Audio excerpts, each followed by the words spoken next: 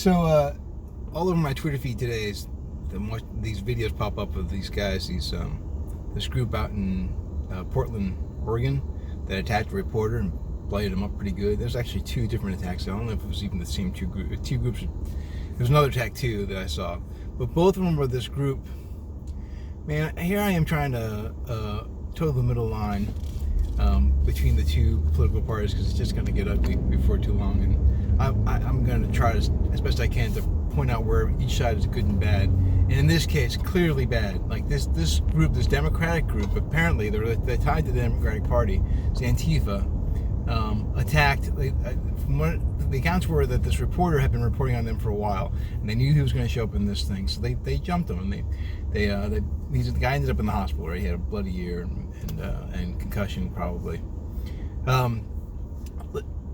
I don't think that anybody who's listening to this YouTube channel would do something like that, because first of all, there's not that many people listen to the YouTube channel, but just in general, when this video gets out, no one's going to really, it's not like it's going to, I'm not going to affect a whole bunch of things, but I do want to put my feelings out there. Like, once you start a physical fight, you've lost the high ground. If you're responding to a physical threat, that's a different thing. You're defending yourself. I totally get that, right? But if you're the one to throw the first punch, you've lost all, you've lost the argument already. At that point, you've lost the argument. So it makes me feel like whoever is sponsoring this group to resort to violence, they've kind of understood they've lost the fight, or they're basically giving up on the idea that just a regular election is going to be the way that they're going to solve things, and they're just jumping right ahead to violence, which is a mistake for so many different reasons. Like, I still want to think we're going to have a national debate season, an actual election season, where good ideas might rise, and hopefully goofy rhetoric will just be right out the window. And we're gonna. When did I become optimistic to think that the voting electorate will start using reason? I don't know. That might be just a pipe dream. But let me have that one dream, please. Let me have a dream of us having a rational debate.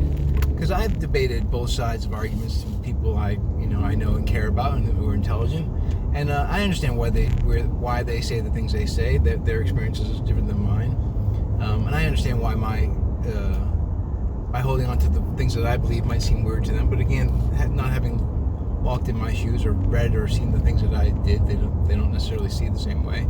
Totally get that, but neither one of us ever thought there came a day where throwing a punch would solve that problem. Anyways, I think if you're ever in a situation where people are asking you what they think, what you think about, because it's not going to be, I don't think anyone here is going to be resorting to violence, but when it's raised, should we pick up, I should tell that story. Let me tell this story real quick. I forgot all about this. So I'm in the Navy. I'm stationed out in Alameda, California, and UCal Berkeley is not very far away. And I knew of UCal Berkeley from the riots in the 60s, right? That hotbed of the civil rights movement, Berkeley, UCal Berkeley. So I was going up there a couple of times. I think the very first or second time I went to the campus with some buddies in the Navy. Now, we had our Navy haircuts. We were in civilian clothes, so you might have known we were Navy, but we could have also just been guys with short haircuts. And we get there, and there was a protest being staged because a homeless girl. The whole story was a park where the homeless were camping out. The camp got torn down so they could put in a sand volleyball court. So this one homeless girl named Rosebud broke into the president of the university's house one evening, and the police shot and killed her, right? So obviously tragedy all the way around. Homeless people not getting a place to sleep when, they need a place to sleep. But she breaks into a house, which is not a really smart decision, but who knows, homeless, who knows how up there she was mentally. And then they kill her, which is of course horrible too.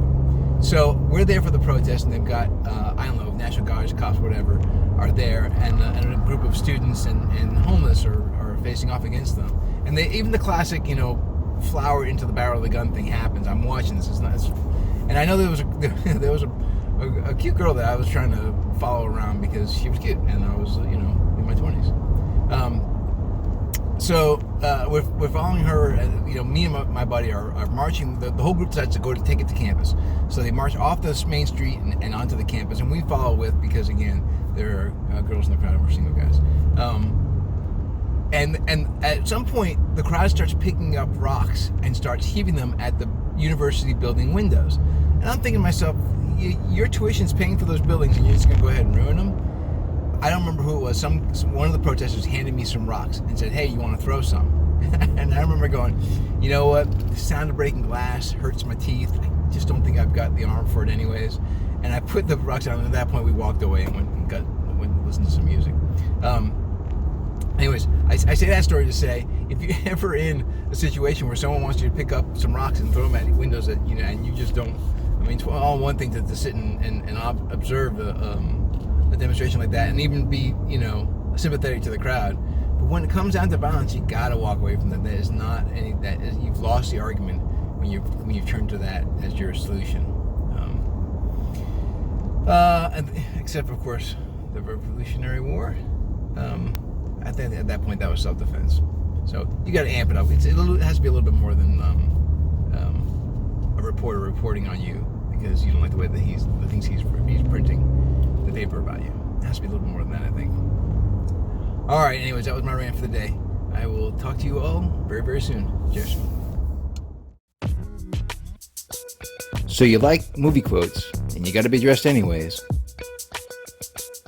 Why don't you check out my Threadless store and get all the Earl t-shirts you can handle.